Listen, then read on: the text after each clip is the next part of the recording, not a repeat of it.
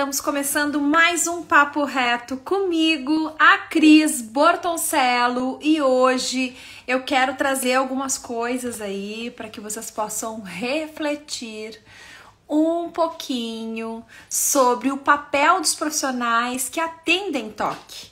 Sejam todos muito bem-vindos, eu vou aguardar um pouquinho o pessoal chegar. Oi, Cleide, oi, Juro, oi, Psi Érica. Sejam todos bem-vindos. Eu quero aqui hoje trazer um pedacinho das reflexões que eu trouxe no congresso, no Concriarte, o Congresso de Infância e Adolescência, que é um dos maiores congressos de infância e adolescência do Brasil e da América Latina, que trabalha principalmente com terapia cognitivo-comportamental e as outras abordagens aí que fazem parte disso. Oi, Lu Domingues. Mas essa reflexão que eu vou trazer hoje para os profissionais com toque também servirá para aquelas pessoas que não são profissionais da área de saúde, mas que talvez vão se enxergar um pouquinho aqui e podem conhecer alguém, né? Ah, o pessoal da Conector Turismo tá aí, olá! E talvez possam se enxergar um pouquinho através da minha fala. Quero muito que vocês possam participar aqui comigo hoje, porque eu vou fazer perguntas. Então, quem achar que se encaixa ali nas coisas que eu vou perguntar, vai botando uma mãozinha, né? Tô com a mão machucada hoje, né? Carreguei muito peso na mala, tudo numa mãozinha numa malinha de mão. Então, fiquei com a minha mão, meu pulso, meu braço, enfim, judiado aí. Tô com carinha de cansada porque voltei domingo, não descansei, mas isso faz parte. É sempre muito prazeroso viajar para um congresso, poder se atualizar, poder dividir também um pouco de conhecimento com os colegas. Oi, Andressa, querida, minha fiel escudeira secretária, que me acompanhou no Rio, nessa viagem que foi muito bacana ter a Andressa comigo. Oi, Silvaninha, Rebeca, Ezequias, Adriana, Cleide, sejam todos muito bem-vindos. Oi, Cris. E eu quero começar aí, então, falando, né, sobre essa reflexão. Rapidamente, eu quero dizer que eu já atendi mais de 300 pacientes com toque, em terapia em grupo, através do protocolo do Cordioli, atendimento também a adolescentes, através do protocolo que eu desenvolvi no meu mestrado, também atendimentos individuais, supervisões, entre tantas outras coisas. Deixa eu ver o que a Cleide está falando. Suas aulas na PUC são maravilhosas. Obrigada, Cleide! Eu faço tudo com muito amor, com muito carinho, e eu quero muito poder fazer a diferença na vida das pessoas. O toque, ele é um transtorno tão... Eu não vou usar a palavra difícil de tratar, porque eu não considero um transtorno difícil de tratar, mas ele tem tantas nuances, tantas particularidades, que o profissional tem que estar tão atento a tudo, que às vezes para alguns profissionais parece um emaranhado de coisas. Então nós temos que ter aí... Eu até quero fazer uma outra live sobre isso, assim, sobre... não sei muito bem que título dá, mas que a gente possa se melhorar mais enquanto profissional para estar atento, né? Estratégias, pode ser isso, estratégias que os profissionais que atendem toque têm que ter. Mas esse papo reto de hoje, ele é para profissionais, mas ele não é só para profissionais, porque eu acho que algumas pessoas vão se enxergar aqui e talvez eles descubram que tem um toque, ou talvez eles descubram que tem algum familiar aí, ou uma pessoa próxima que tem toque também. Então, se serviu o chapéu, vamos colocar e vamos olhar isso, né, com toda a humildade, com todo carinho, enfim, para que a gente possa estar olhando muito mais para as questões de saúde mental. Oi, Amanda, oi, Camis Marino. Sejam todos bem-vindos. Eu quero a participação de vocês, hein, gente? Vocês estão muito tímidos e não participam comigo. Vou fazer perguntas e quero a participação de vocês, tá?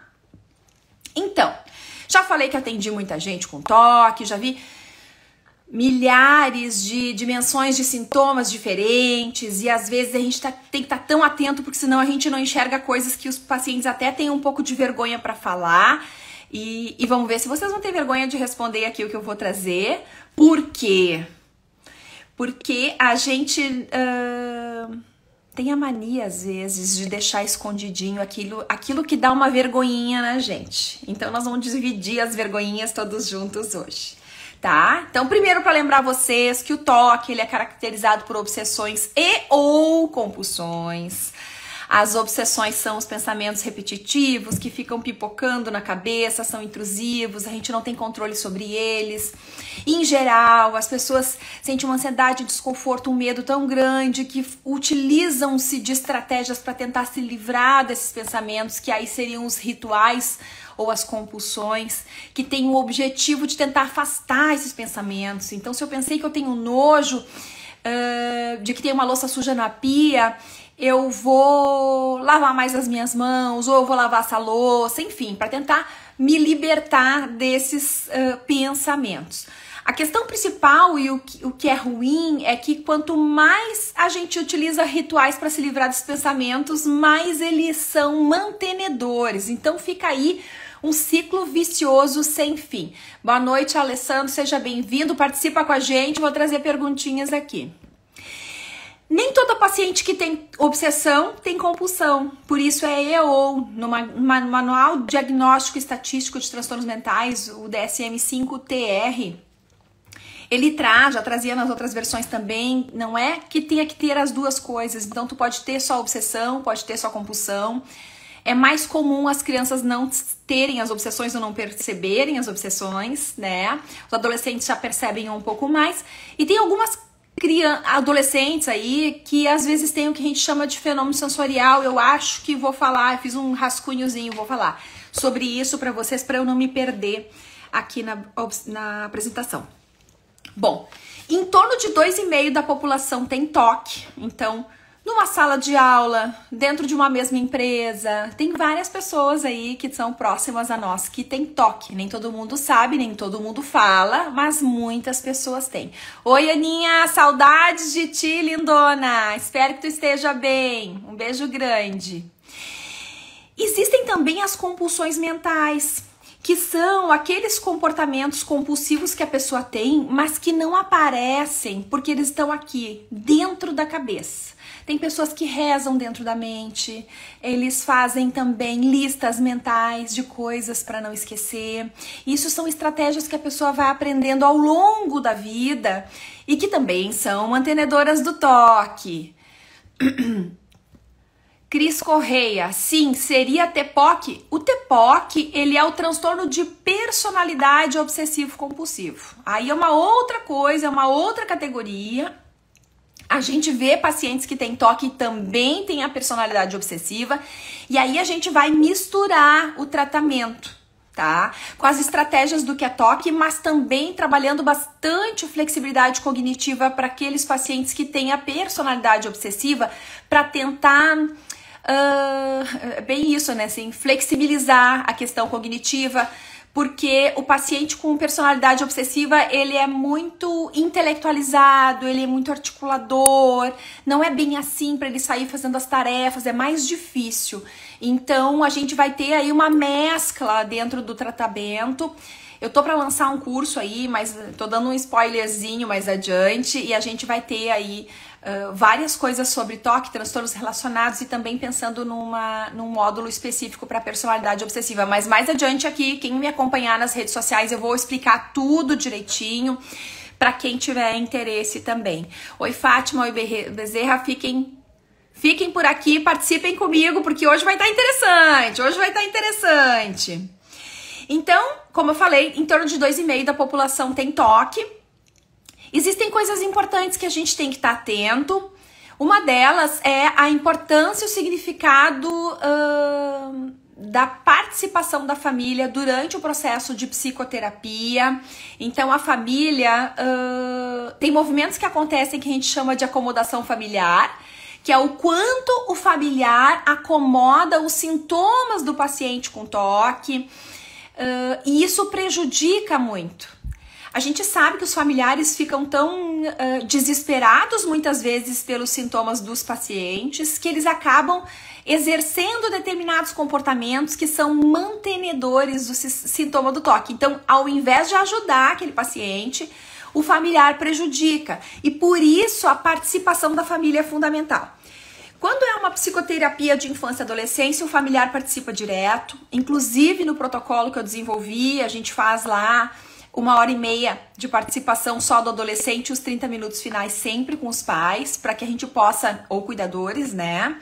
Para que a gente possa passar manejos para esses pais. Porque o que acontece?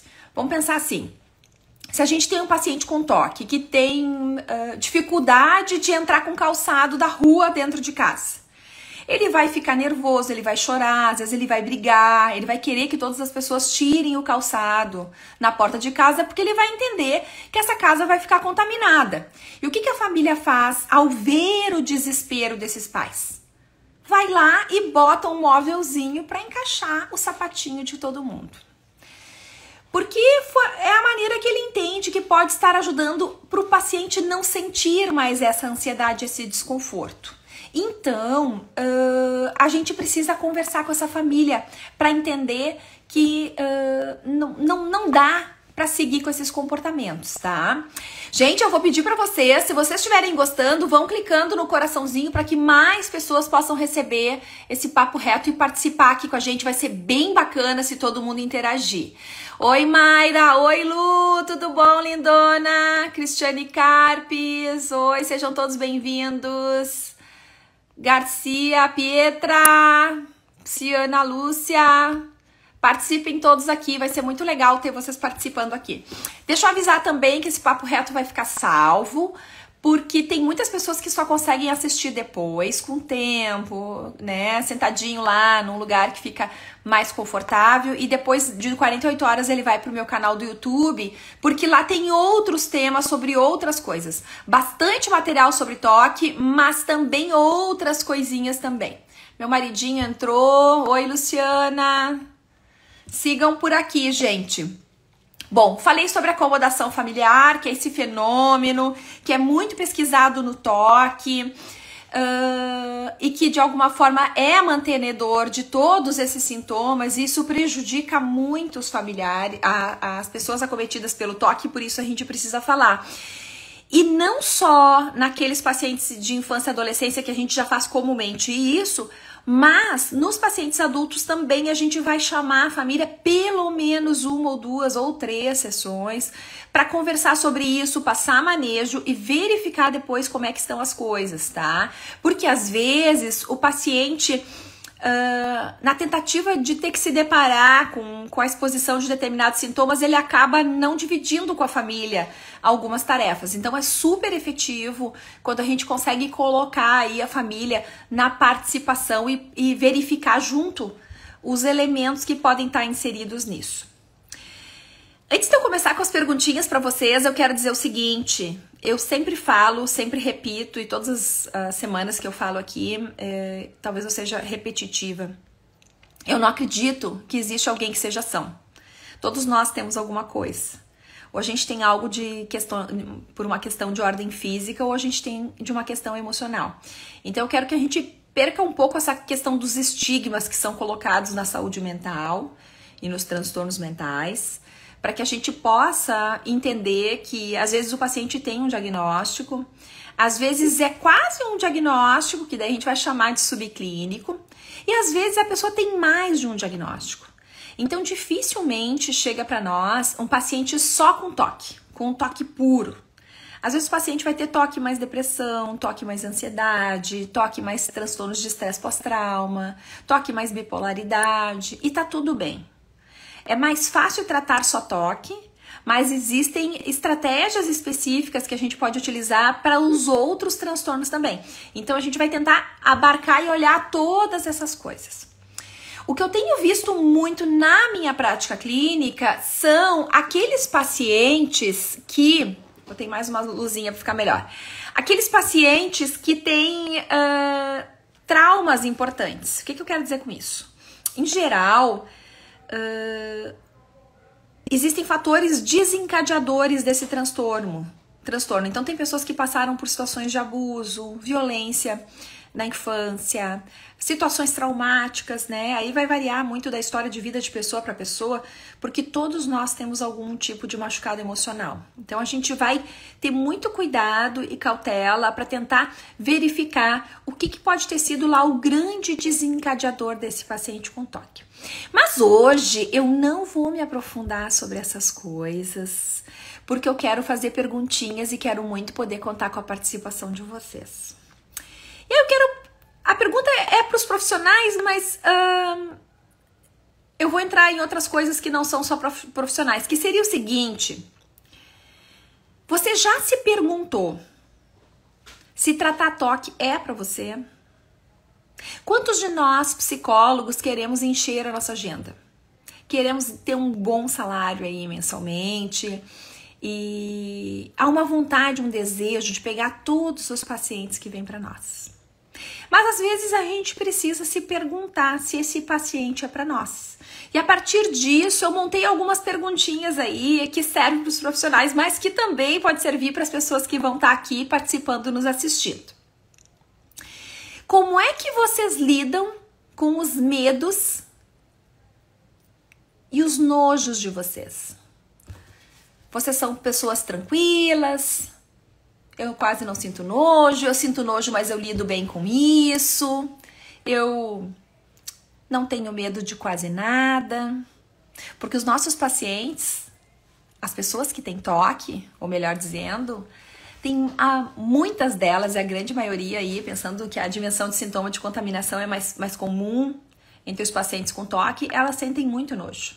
E em decorrência desse nojo que elas sentem, que elas se desorganizam emocionalmente, e isso toma uma proporção estratosférica.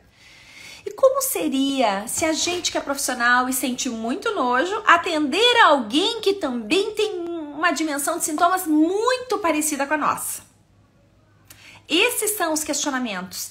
De que forma eu, como pessoa, como ser humano e que me torno profissional, posso estar bem preparado para conseguir ajudar e dar estrutura para o meu paciente que vai trazer ali um repertório muito parecido, né?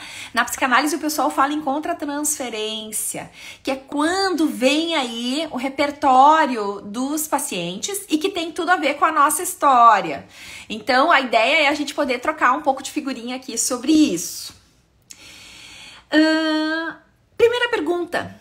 Vocês lavam as mãos após tocar em dinheiro?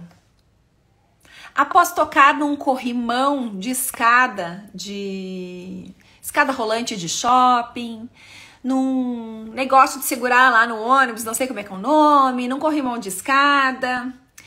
Ou vocês lavam as mãos depois de cumprimentar uma pessoa que vocês consideram que tem uma doença muito grave? Ou se vocês conseguem lidar de chegar em casa e não precisar lavar a mão após todas essas coisas. Ó, a Érica tá dizendo que não. Tu não lava as mãos. A grande maioria das pessoas, Érica, lava as mãos. Muitas pessoas lavam muito as mãos e principalmente depois da Covid aumentou muito o número de lavadores. Muitas pessoas com feridas nas mãos por conta do medo da contaminação por causa da Covid. Né? Já falei aqui em outros papos retos que depois caiu por terra, no início todo mundo lavava tudo com álcool e mil coisas e no final das contas não precisava de nada daquilo, não era tão necessário assim e a gente já tava lá ficando pirado, achando que só de respirar perto de alguém podia sair pegando alguma coisa. Deixa eu ver o que a Érica falou. Pode ser que eu chegue em casa e lave, mas não sinto a necessidade automática. Entendi, tá. Às vezes, assim, a gente é treinado, principalmente em saúde mental, a ter muita asepsia sobre as coisas. E não está incorreto. Realmente, se a gente for pensar, a gente toca em tanta coisa que às vezes quando a gente vai lavar chega a sair um caldo preto, né, das nossas mãos. Mas os pacientes com toque, eles ficam nessa necessidade absurda de conseguir dar conta de tantas lavagens, porque a cabeça fica tomada sempre nessa questão. Eu toquei no corrimão, então eu tenho que lavar as mãos. Eu cumprimentei uma pessoa e ela pode ter uma doença, eu tenho que lavar as mãos. A pessoa pensa meio assim, ó. E se a pessoa espirrou e botou a mão no nariz e saltou um negócio na mão e a pessoa não lavou a mão, ela me cumprimentou e agora não lava a mão. Então tô aqui falando rápido, né, gente, porque eu sou acelerada. Mas a lógica é a seguinte, a pessoa lava muito as mãos por medo de se contaminar. Deixa eu ver aqui.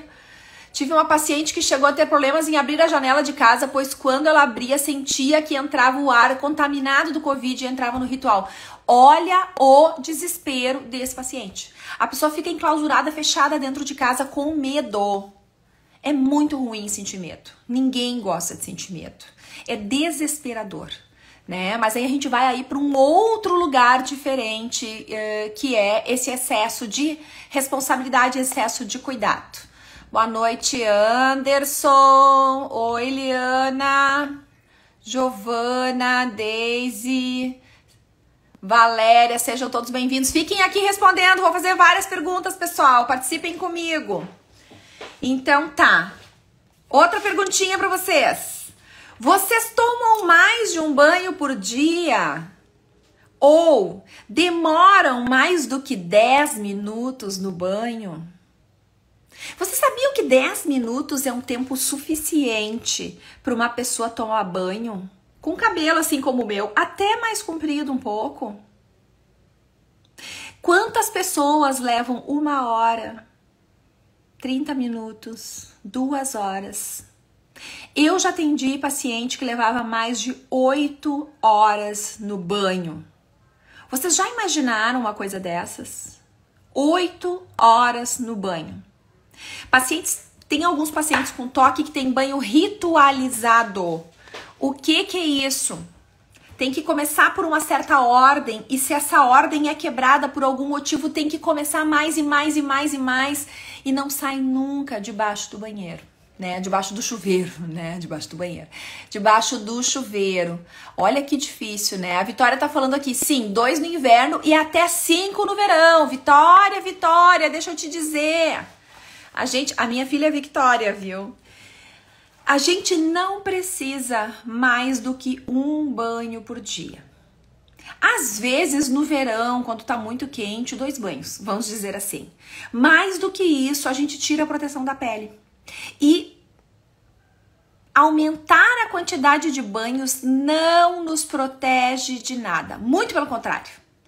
Ele tira a nossa proteção da pele, ele vai nos dar feridas, a gente vai ter dermatites de contato e uma série de outras coisas junto, além de provavelmente estar alimentando aí algumas cositas mais da questão do toque, tá? Então vamos ficar alerta para isso.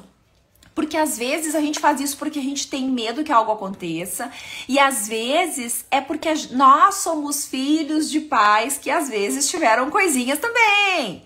E a gente, pelo ambiente, pelo aprendizado, pela modelação, a gente acaba aí repetindo comportamentos que não eram nossos, mas que a gente aprendeu e que a gente entende que são corretos, porque afinal de contas são os nossos pais que nos ensinam, e a gente acaba perpetuando aí algum transtorno mental. Olá, Fernanda, fica aqui com a gente, tô fazendo várias perguntinhas, vem trazer aqui a tua opinião para nós. Outras pessoas precisam lavar assim, ó, o cabelo 2 vezes com shampoo, 2 com condicionador, e se esfregar o corpo com aquelas buchas, né, de pano, as esponjas, bucha natural, enfim, várias coisas, como se a gente fosse produzir alguma coisa horrorosa e fedida, né, a ponto de precisar tanta esfregação. Então vamos estar atento para esse lugar que muitas vezes a gente acaba ocupando, por entender que é necessário realmente tomar tantos banhos assim, tá, gente? Deixa eu lembrar uma coisa antes de eu seguir, que é o seguinte. No link da minha bio, tem um manual de tratamento para adolescentes com toque que eu desenvolvi no meu doutorado. E tem também o manual que o professor Cordioli desenvolveu para adultos. A parte dele do doutorado tá lá, porque é uma coisa que tá disponível aí no doutorado dele. E aí eu fiz Eu só puxei pro meu Insta para facilitar aquelas pessoas que querem poder saber um pouco mais sobre os sintomas do toque, entender um pouco mais sobre a questão de tratamento, tá? Seja bem-vinda, Fernanda Fernandes. Ah, é Manu. Oi, olá, Dani, Bruna, sejam todos bem-vindos. Você me ensinou tanta coisa na pós da PUC, você é maravilhosa. Ai, Érica, obrigada, querida, obrigada. Eu amo atender pacientes com toque. Ai, Amanda, maravilhoso meu manual, tô amando. Eu espero que tu tenha gostado das figuras. As figuras eu adoro, assim, que são os personagens que eu contratei um ilustrador para fazer, que lá tem o Camaleotoque. E eu escolhi especificamente o Camaleotoque porque eu entendo que o toque é que nem um camaleão. Ele vai mudando de cor e se escondendo em tudo quanto é coisa, e quando a gente vê, tá demais. Então, por isso eu quis criar esse personagem. Seja bem-vinda, Luana, participa com a gente. Outra perguntinha, então, importante. Vocês conseguem dormir, deitar e dormir na sua casa, deixando a louça suja na pia? Quem aí consegue deixar a louça suja na pia e vai dormir tranquila, sabendo que tem louça suja lá e que amanhã, de manhã ou de tarde, enfim, tu pode lavar? Deixa eu ver a Bruna, eu também fiz a pós da PUC, foi incrível tuas aulas. Ai, que delícia, coisa boa, Bruna, que bom, fico muito feliz que tu tenha gostado da aula. Rebeca tá dizendo que sim, esse sim, Rebeca, é um consigo dormir com a louça suja na pia? Amanda, consigo facilmente. Vocês acham que todos os pacientes com toque conseguem deixar a louça suja na pia? Tem muitos pacientes que conseguem deixar a louça suja na pia porque eles não têm a dimensão de sintoma voltado para a questão da contaminação ou do nojo, né? Mas outros pacientes que têm essa dimensão de sintoma não conseguem.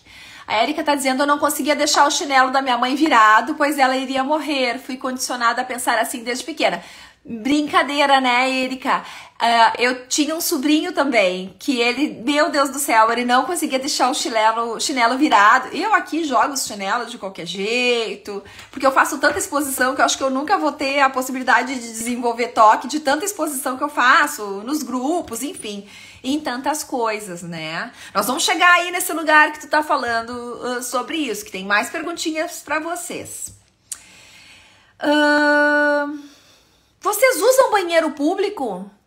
Shopping center, cinema. O que vocês me diriam? Quem aí usa banheiro público? Tranquilo. Enquanto vocês se movimentam para responder, eu quero dizer para vocês que já aconteceu, Rebeca tá dizendo que sim, já aconteceu de pacientezinhos pequenos ligarem para os pais para buscar mais cedo no shopping, deixar de brincar, de ficar com os amigos, porque estavam com vontade de fazer xixi ou vontade de fazer cocô. Então, as pessoas que têm dificuldade de usar banheiro público, elas não vão fazer nenhuma necessidade na escola, no shopping, porque vão considerar que os lugares diferentes da sua própria casa estão contaminados. Tem algumas pessoas que não conseguem, inclusive, ir no banheiro fazer xixi ou cocô, tanto faz, na casa de um familiar. Então, percebam o quanto isso pode ser difícil. A Amanda tá dizendo que sim, a Rebeca dizendo que sim, a Bruna tá dizendo eu tenho pavor de encostar na parede do banheiro de casa mesmo, após o banho que fica toda úmida a parede. Sim, a parede fica úmida, porque afinal de contas a gente estava no banho, né? Agora, o que provavelmente está por trás do teu entendimento sobre essa parede úmida é o que é, Bruna? Para pensar, né?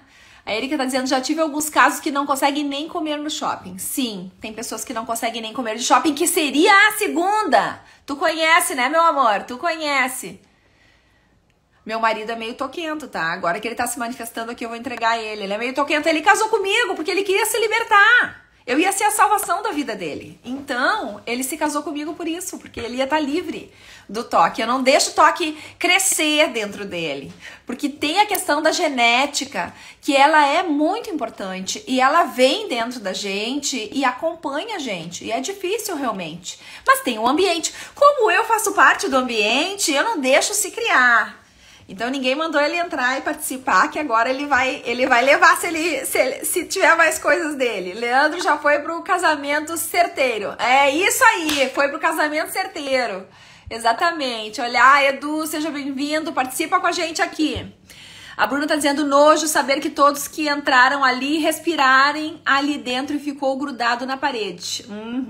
E Bruna, então tu não anda de avião, Bruna? Porque dentro do avião tá todo mundo respirando o mesmo ar. Como é que é isso? Escreve aqui pra nós como é que é isso pra ti. Enquanto isso, eu já vou fazendo uma outra perguntinha. Buffet de restaurante. Como é que é se servir no buffet de restaurante? E outra coisa, as pessoas estão se servindo no buffet, eu comi em buffet todos os dias, tá? As pessoas estão ali se servindo no buffet e estão conversando, batendo papo. Eu sou uma delas, fico batendo, tagarelando enquanto eu tô me servindo. Como é que é isso pra vocês? Aquele pratinho que dá uma vontadezinha de passar, assim, um guardanapinho de papel, pra garantir que vai ficar limpo, né? Que não vai ter nenhuma coisinha que a louça não foi bem lavada, por exemplo.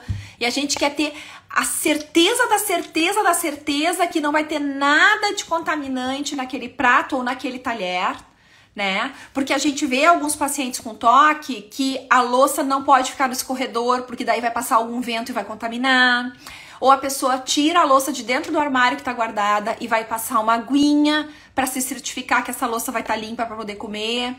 Então percebam que coisa interessante que é o quanto o toque pode ser prejudicial na vida da gente, porque eu poderia, numa passada, entrar num buffet e me servir, mas eu não vou fazer isso porque eu tenho medo de que possa ter algum tipo de contaminante ali, uma louça mal lavada, ficou um restinho de alguma coisa e eu posso pegar uma doença.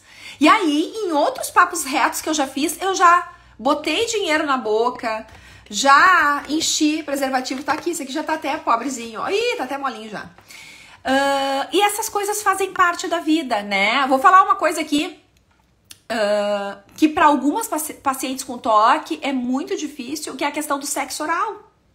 O sexo oral é uma coisa da sexualidade, tem casais que gostam, outros que não, mas como é que é para uma pessoa que não vai no buffet se servir? E como é que fica a questão da sexualidade? As pessoas se permitem ou não se permitem? Tô aqui trazendo um outro capítulo, né? Nem entrei nisso aqui, mas só para trazer o quanto o nojo, muitas vezes, nos impede de experimentar coisas que podem ser interessantes. A Erika tá amando a live, tinha esses exemplos da PUC, mas não consegui participar ao vivo. Bem-vinda! Siga comigo aqui.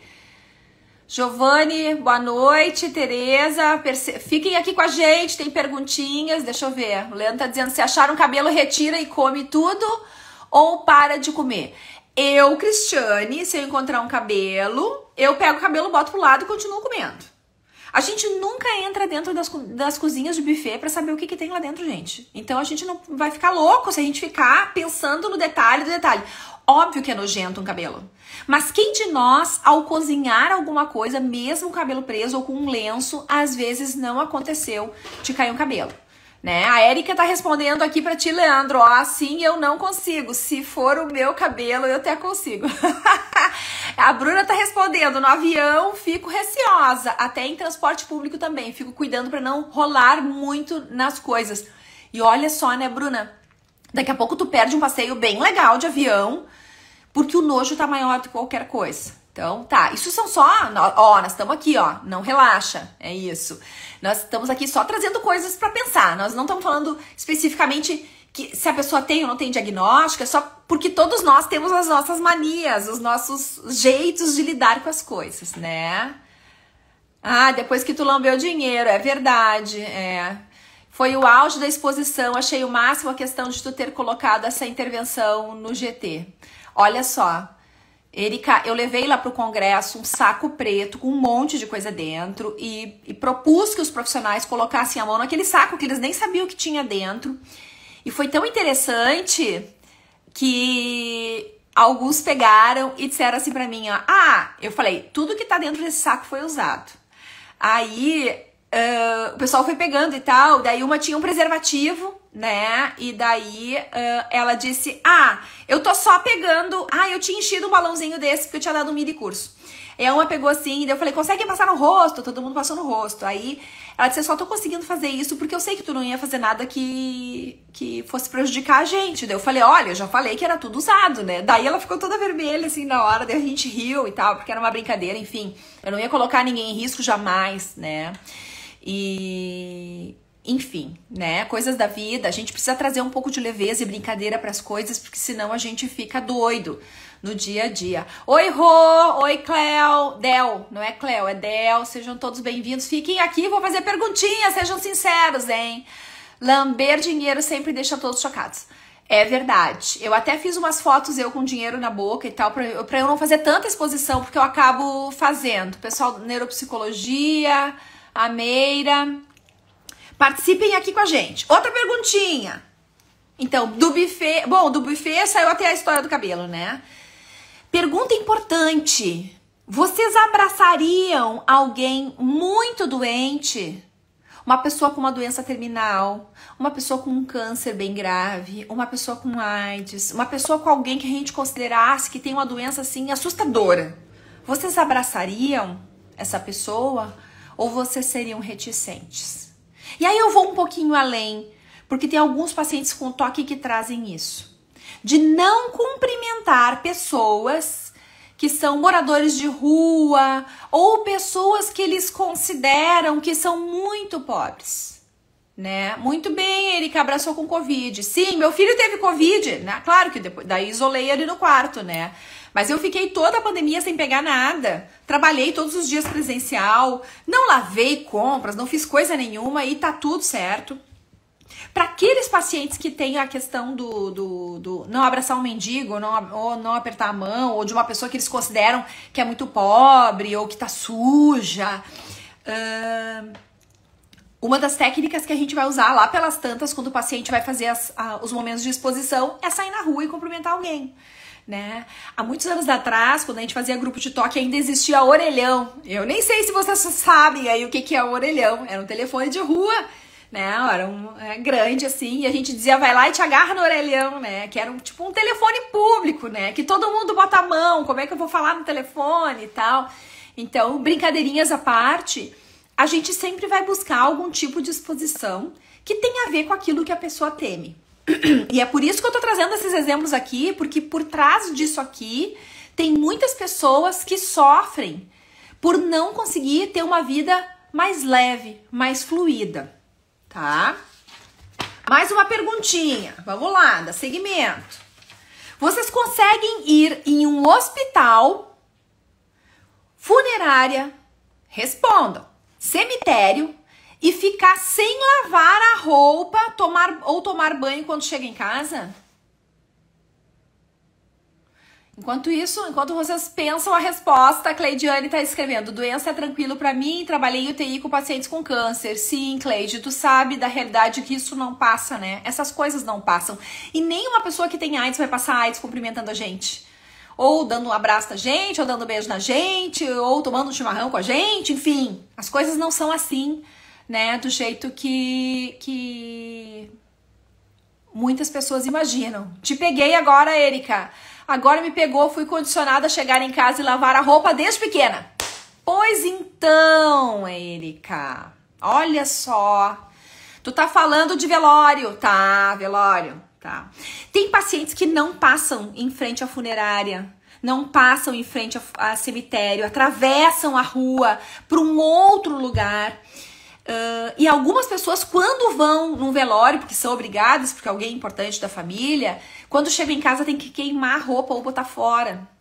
Então percebam aí o grau de dificuldade das pessoas ao se deparar com questões como essa, que é o hospital. Né? Eu conheci muitas pessoas que iam pro hospital visitar alguém, por exemplo. Chegava em casa, agora chega, tira toda a roupa e vai tomar um banho. Porque lá no hospital tá cheio de doença. Sim, mas as doenças não saem assim picando e colando na gente e passando a doença pra gente. Não é assim que funciona. Porque senão a gente vai ficar dentro de uma caixinha, escondido o tempo todo, né? Esperando a morte chegar, né? Porque um dia a morte vai chegar pra todos nós. Então temos que cuidar, tá? Questão de velório. Erika, eu vou a velório e até uma vez usei, né? Já falei, acho que num papo reto atrás ou dois, me utilizei da exposição de ter chegado de um velório direto para o grupo de pacientes com toque, sentado do lado de uma pessoa. Não foi proposital, foi por um acaso. Sentei do lado de uma pessoa que tinha essa dimensão de sintomas, ela não podia nem passar na frente funerária, quem dirá cemitério. E eu acabei sentando do lado dela e nós já estávamos no momento de exposição e eu já fiz a exposição ali com ela para que ela pudesse, né, ver a ansiedade subir e depois descer. A Vitória tá falando, cemitério eu lavo a roupa e tomo banho e olha que eu já trabalhei na minha em administração do cemitério da minha cidade. Olha só! E tu pegou alguma doença quando tu trabalhava na administração da cidade, Vitória? Conta aí pra nós. Oi, Sônia. Oi, Carol. Fiquem aqui, sejam todos bem-vindos. Estou fazendo perguntinhas aí, o povo tá respondendo. A Erika tá falando, já vi pessoas que não respiram quando passam de carro na frente de um velório. Exatamente, como se fosse acontecer alguma coisa. O Giovanni tá falando, eu consigo... Velório hospital, tá? Que bom, Giovanni. Deixa eu achar o que mais. Peraí que eu me perdi aqui. Né? Já vi pessoas que não respiram quando passam, tá? Tô repetindo. Bruna, estou com uma paciente. Engraçado que eu não fico ansiosa para lavar... as mãos, mas já deixei de ir em velório para não abraçar e encostar na pele das pessoas ao abraçar e beijar. Olha só. Tenho muitos traços, mas não fecho o diagnóstico em si. É isso aí, o importante é a gente estar consciente, porque a gente consciente é diferente. Oi, Mi, tudo bom, querida? Que saudade! A Cleide tá falando, eu preparei o corpo do meu pai. Ai, Cleide, que emocionante deve ter sido, né? Talvez muito difícil fazer isso, mas ao mesmo tempo tu poder te permitir participar desse momento, né? É um momento de despedida. Ninguém quer ir em velório, né? É devastador, é desgastante, né? Não é um lugar que a gente diz, vamos lá num velório. Mas nós precisamos lidar com as nossas perdas e estar no concreto naquele momento, no velório, nos ajuda a chegar nesse lugar. Isso é muito, muito importante. Oi, Egger! Seja bem-vindo! Olá, Thalita! Permaneçam aqui, tô com perguntas e respostas aí pro pessoal. Seguindo, então. Gente, eu não vou dar conta das minhas anotações aqui. Vocês costumam desligar a TV, ou o gás, ou o computador, ou o eletrodoméstico da tomada quando vocês vão viajar? Essa é mais uma questão. Não tem pegadinha, gente. Por quê? Porque tem muitos pacientes com toque que não saem de casa para trabalhar ou para estudar sem desligar o gás. Ou não conseguem fazer uma viagem sem tirar todas as coisas da tomada porque tem medo que dê um curto-circuito. Claro, deixa eu fazer um capítulo à parte, né? Se a pessoa mora num lugar que não tem estrutura, que é um T com várias coisas da tomada, que tem um risco real, faz sentido. Mas em geral não é o que acontece. A maioria das pessoas precisa desligar porque tem medo que a casa vai pegar fogo ou que o botijão de gás vai explodir, né? E isso não condiz. A Rô tá dizendo que não. Boa noite, Ananda, Renata. Fiquem com a gente aqui que tem perguntas e respostas bem interessantes para vocês. Giovanni tá dizendo às vezes sim por medida de segurança. A gente tem que sempre avaliar, tá, Giovanni? Eu, por exemplo, eu tenho 4 botijões P13 aqui na minha casa por causa do banho e por causa do fogão. E eu viajo e eu nunca, não quero mentir pra vocês, em 16, quase 17 anos que eu moro na minha casa, nesta casa, na outra também eu não fazia isso, eu nunca desliguei o botijão de gás. Nem pra dormir, nem pra ir trabalhar, nem pra coisa nenhuma e nem pra viajar. Viajo, às vezes fico 15, 20 dias fora, depois eu volto e tá tudo certo. Nunca aconteceu nada, não conheço ninguém que a casa tenha explodido ou acontecido qualquer coisa, nunca tirei nada da tomada. E tá tudo certo. O pior que pode acontecer, que eu penso, é dar um temporal e cair um raio e aí estragar alguma coisa assim, mas aí, entre eu ficar doida pra lá e pra cá tirando coisa da tomada, eu prefiro que corra o risco de queimar e aí a gente conserta se for o caso. Mas isso, né, meu pensamento sobre o quanto eu enxergo muitas vezes os pacientes fazendo sinal da cruz nas tomadas por medo que vai pegar fogo, pessoas que levam assim horas para sair de casa por conta de dar conta de desligar tudo, tá? Que é muito, muito, muito complicado. Que mais? Outra perguntinha para vocês.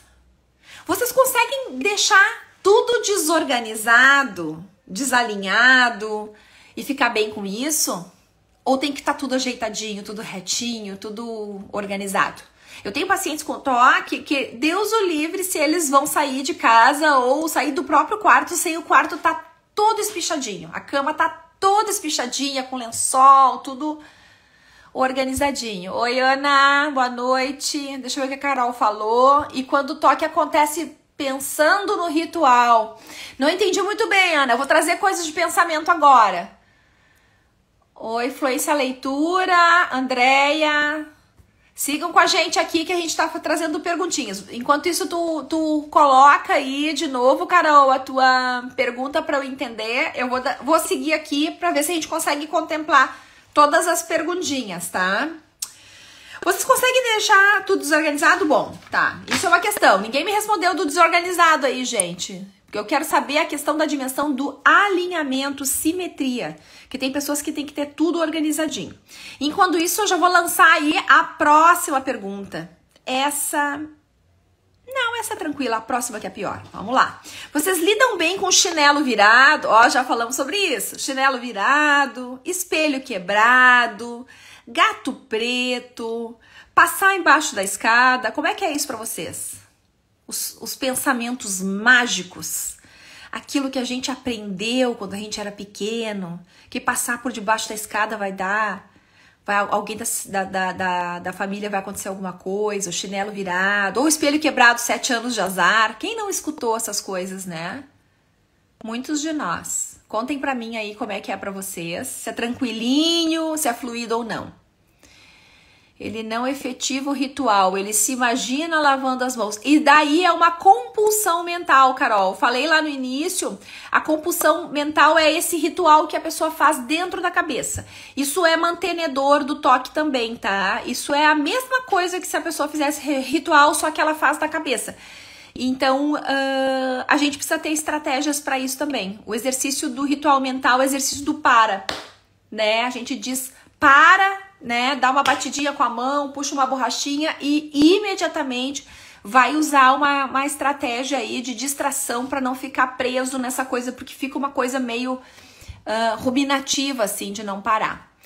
A Fluência tá falando, arruma uma sem essa exime o espichamento, tá? Passar debaixo da escada hoje passo, mas paro, lembro, mas sigo andando. Entendi. Tá bom. Temos que, né? O pensamento mágico já diz o nome, é da mágica, é da fantasia. Então não vamos acreditar naquilo que não for concreto, palpável, tá? Essa é uma pergunta muito difícil, nem todos talvez queiram responder, mas mesmo que não respondam, eu vou trazer alguns exemplos.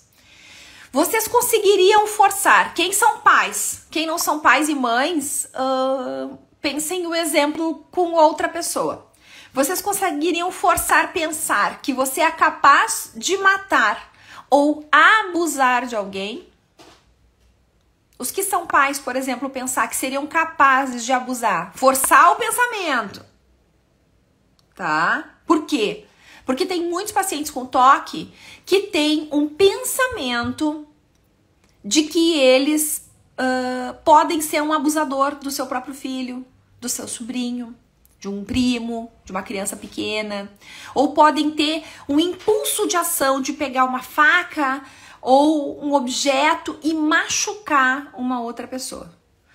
Pensem que difícil que é para os pacientes com toque quando eles têm um pensamento intrusivo desses, que a cabeça fica acometida por esse pensamento e, ao pensar isso, o paciente fica tão assustado que ele não consegue imaginar que ele possa, ele vem o pensamento e ele pensa, meu Deus, se eu pensei isso é porque eu sou capaz de fazer, é porque eu posso ser agressivo, eu posso ser um abusador. Ele fica tão desesperado, ele vai buscar uma estratégia para neutralizar esse pensamento.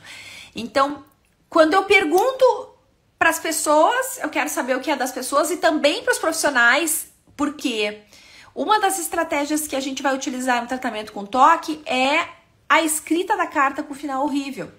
E para isso a pessoa vai ter que forçar esse pensamento. Então vejam que difícil que é, muitas vezes, para o paciente também essa parte do tratamento. E o quanto os profissionais têm que estar preparados para isso. Olá, Lerry. Oi, sejam todos bem-vindos. José também. Participem aqui com a gente. Outra coisa, gente, importante. O que vocês seriam capazes de fazer em termos de exposição, né? Ou já fizeram para ajudar os pacientes com toque, ou para ajudar um familiar com toque. E aí eu vou contar, né? Já que meu marido agora ele tá quietinho, não participou mais, mas como ele entrou aqui e participou, falando dele, eu vou contar uma coisa. Ele sempre procurou a vaga perfeita para estacionar o carro. Então, quando ele tá comigo, quando ele tá sozinho, eu não sei, porque eu não vi, não tô com ele. Mas quando ele tá comigo, que ele vai estacionar o carro, ele fica ali procurando aquela vaga perfeita, eu dou um grito, estaciona. Daí ele vai lá e pá, estaciona o carro na primeira vaga. Porque senão eu vou ficar atordoando ele, porque ele não vai procurar a vaga perfeita, porque não existe vaga perfeita. Porque quando eu deixo meu carro ali num lugar que eu posso abrir as portas, ninguém vai bater. Eu posso entrar no supermercado e vai entrar uma outra pessoa que vai estacionar o carro do lado e pode bater na porta. Então, é a nossa tentativa de tentar controlar as coisas incontroláveis, porque a gente não tem como ter controle sobre todas as coisas. Oi, Neiva, seja bem-vinda, participa com a gente aqui das perguntinhas, tá? Então, essa é uma interrogação. O que vocês seriam capazes de fazer em termos de exposição? Vocês tocariam no dinheiro, vocês sujariam as mãos de vocês passariam a mão no chão e passariam no rosto, vocês forçariam um pensamento que seria uma coisa assustadora ou repugnante para vocês, com conteúdo moral, vocês deixariam de alinhar as coisas, vocês tomariam somente um banho por dia e não mais do que isso, enfim, vamos estar atento aí pra gente tentar entender quais são as coisas que a gente poderia fazer. Sejam todas bem-vindas, meninas! Estamos indo para o encerramento já do Papo Reto de hoje. Eu tenho ainda algumas perguntinhas para fazer. Vamos ver se eu dou conta aí em 8 minutos. Bom, na prática clínica, eu costumo fazer muitas exposições, porque eu sei, nas minhas aulas também, porque eu sei que isso ajuda os profissionais a soltar um pouquinho a corda e se permitir fazer as exposições. E para os pacientes, eles trazem muito assim o relato, Cris, é tão difícil fazer, mas quando tu fez aquela coisa, botou o dinheiro na boca, assoprou uma camisinha, quando tu fez essas coisas loucas, eu pensei assim, meu Deus do céu, não aconteceu nada com ela, então tá tudo bem, eu posso fazer.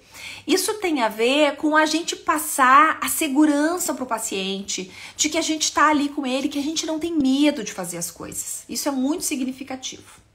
Porém, tratar toque não é só sobre exposição. Também não é sobre protocolos, gente. Eu desenvolvi um protocolo, eu adoro, eu acho que ele é muito bom. Mas o paciente com toque não é só isso, não é só protocolar, não é só sobre fazer avaliação, check. Ele é um ser humano, com qualidades e defeitos, como todos nós, com acertos e erros, como todos nós. Trabalhar com pacientes com toque é a gente pensar sobre estabelecer bons vínculos e uma relação terapêutica com os nossos pacientes. E isso é muito significativo. A gente tem visto muitas pesquisas falando o quanto a relação terapêutica ela é indispensável para ajudar os pacientes com toque a melhorar. Porque se o paciente não estiver pronto, ele não confiar no terapeuta, ele não vai conseguir fazer os enfrentamentos, porque é muito difícil, é muito sofrido, é muito desgastante. Então, a gente tem que, primeiramente, sempre construir uma boa relação de vínculo com o nosso paciente, trabalhar junto com ele. Oi, Janaína, oi, Liberto do Toque, ai, que legal. Humanizar, é isso, Vanessa, isso. É isso aí. Oi, Garcilei, sejam bem-vindos, já estamos indo para a finaleira aqui, vai ficar salvo esse papo reto, hoje é sobre perguntas e respostas aí, o pessoal tá participando, tá? Também é sobre dar suporte para o nosso paciente e também para a família. A família está desesperada, ela não sabe o que fazer, para onde correr, como ajudar. Nós precisamos estar instrumentalizados para ser o suporte para eles. Eles não têm como adivinhar. A gente que é profissional, muitas vezes lê nos livros e não sabe como fazer. A gente precisa dos exemplos. O nosso paciente precisa dos exemplos. Ele precisa que a gente se exponha para ele saber que tá tudo bem ele se expor, porque senão ele não vai conseguir. Também é importante que a gente possa ter uma escuta ativa, que a gente possa estar inteiro. Uma escuta com amor, com compaixão, sem julgamento. A gente usa as ferramentas que a gente tem para sobreviver nesse mundo. E os transtornos mentais, eles acabam acontecendo muitas vezes porque a pessoa naquele momento só conseguiu lidar daquela forma. Então a gente precisa ter essa autenticidade para as coisas e ter um coração aberto para escutar, sem julgamento. Isso é fundamental. Tem uma outra... Oi, Rejane, saudades, lindona. Tem uma outra questão importante que a gente não pode esquecer, é que cada paciente tem o seu tempo. E às vezes, por mais que nos protocolos fala lá 3 meses, 4 meses, enfim, de tratamento, cada pessoa ela é única. E a gente vai trabalhar dentro do tempo dessa pessoa. Respeitar o tempo é fundamental, pra gente não fazer processos atravessados. Os profissionais também precisam se atualizar com bons cursos de formação, gente. Porque, e cursos pautados na ciência. Cursos onde tem pesquisas que mostraram a efetividade, a eficácia. Existem vários estudos e pesquisas sobre toque. Vamos pesquisar, vamos buscar cursos com profundidade para que a gente possa realmente se aprofundar, se a gente quer trabalhar com pacientes com toque. Porque eu não acredito que vocês iriam fazer uma aplicação de Botox com alguém que vocês sabem que fizeram um cursinho de final de semana. Eu não dou meu rosto, vocês vão dar o rosto de vocês? Eu não acredito. Só que às vezes escolhas baratas, né, de coisas rápidas, dão uma falsa ideia de que a gente vai aprender, mas a gente não vai aprender. Então a gente tem que estar ligado nisso, tá? Os pacientes que busquem profissionais que são especialistas ou que estão estudando sobre o tema. Porque essas vão ser as pessoas melhor treinadas para poder te ajudar. E os profissionais que busquem cursos decentes, entre aspas, né? Ou com estrutura, que vão ter uma fundamentação.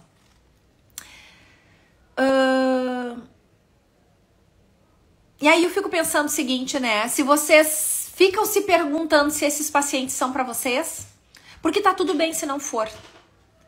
Nem sempre é sobre ganhar dinheiro e sobre encher a agenda, né? A gente não vai conseguir dar conta de tudo. Então, talvez esse caso não seja para nós. Então, a gente também tem que se fazer essa pergunta, porque é libertador para o profissional e também para o paciente, que merece respeito e merece ter um profissional inteiro. Tá tudo bem a gente respeitar os nossos limites e não ficar com esse paciente, porque a gente não vai conseguir ajudar ele se a gente não estiver inteiro nisso, tá? E tá tudo bem também a gente pensar em respeitar os nossos limites com relação a tempo de trabalho, horas, atendimentos, que tipo de pacientes a gente consegue dar conta, que a gente consegue se sentir efetivo também. A gente precisa ter lazer. Se a gente tá bem, os nossos pacientes estão bem, se a gente tá inteiro, a gente tem uma escuta mais ativa para ajudá-los. Porque nós somos seres humanos também. A gente tem dor, tem cansaço, tem os nossos dilemas, as nossas crises. Isso faz parte da vida de todos nós, né? Então eu sempre gosto de usar o exemplo da balança para que a gente possa ter equilíbrio na nossa vida. E se a gente tem equilíbrio na nossa vida, a gente também consegue vender a ideia do equilíbrio para os nossos pacientes, para que eles possam ter cada vez mais qualidade de vida, tá? O nosso paciente merece o nosso melhor, não menos do que isso. O nosso melhor. E a gente pode dar isso se a gente começar a olhar para nós e respeitar os nossos limites. Para que a gente possa dar o nosso melhor, a gente tem que olhar para dentro da gente. Vamos lembrar, não existe ninguém são. Todos nós temos uma história. Nem sempre a nossa história é bonita. Às vezes é sofrida. A gente precisa se tratar, a gente precisa olhar para nós, tá? E aí eu tenho um amigo muito querido que falou uma coisa pra mim que eu gosto muito de repetir, que foi o seguinte: Cris, eu queria que tu desse pra ti o mesmo carinho e cuidado que tu dá pros teus pacientes. Eu vinha de uma época trabalhando 14 horas por dia, 12 horas por dia, achando que eu era assim, que eu tava abafando, ajudando meus pacientes. Mas eu não estava me cuidando. E aquele momento me caiu a ficha que eu precisava olhar pra mim. E olhando pra mim, eu tava olhando também pros meus pacientes. Então, o que eu quero dividir com vocês hoje, espero que outras pessoas possam assistir também esse papo reto de hoje, que a gente pode mover montanhas, mas a gente só vai conseguir ter força pra fazer isso se a gente também nos olhar pra dentro de nós e poder ficar inteiro o tempo todo. Então, gente, cuidado com o autossacrifício. O autossacrifício, só para encerrar, é quando a gente aprende que os outros vêm em primeiro plano. Que o mais importante é a gente dar conta e ser suporte para os outros. Isso às vezes vem lá da nossa infância, né? E a gente acaba reproduzindo. E isso é muito comum nos profissionais de saúde, que não se priorizam. Tem muito médico que não vai no médico. Então, vamos se olhar um pouco mais, vamos nos dar mais carinho, vamos observar se os pacientes são para nós, se a gente realmente vai conseguir dar conta, ou se a gente vai ficar sofrendo e não vai conseguir ajudar, porque o que a gente tem de mais precioso é a nossa vida, e cuidando da nossa vida, a gente está cuidando da vida dos outros também. Eu vou encerrar para esse papo reto não cair. Estou muito feliz com a participação de vocês. Se vocês acharem que esse dia de hoje é importante alguém escutar, alguém assistir, encaminhem esse papo reto, eu vou deixar salvo. Ou peçam para entrar lá no meu canal do YouTube, psicóloga Cristiane Bortoncello, vai estar salvo lá também, para que essas pessoas possam ver isso e outras coisas mais que eu tenho postado por aí, tá bom, gente? Semana que vem eu não vou fazer papo reto, porque eu tenho uma amiga querida que tá comemorando o aniversário da clínica, ela pediu para eu trazer uma fala lá pros profissionais, então eu vou deixar de fazer a live para estar com ela, e na outra semana, que vai ser véspera do meu aniversário, eu volto para fazer um outro papo reto com vocês, tá bom, gente? Muito obrigada pela noite de hoje, pela participação de todos vocês. E eu espero vocês aí, acho que é dia 6 ou 7, não me lembro mais. Mas é lá, primeira semana de novembro, tá bom, gente? Um beijo muito grande para todos vocês. Até!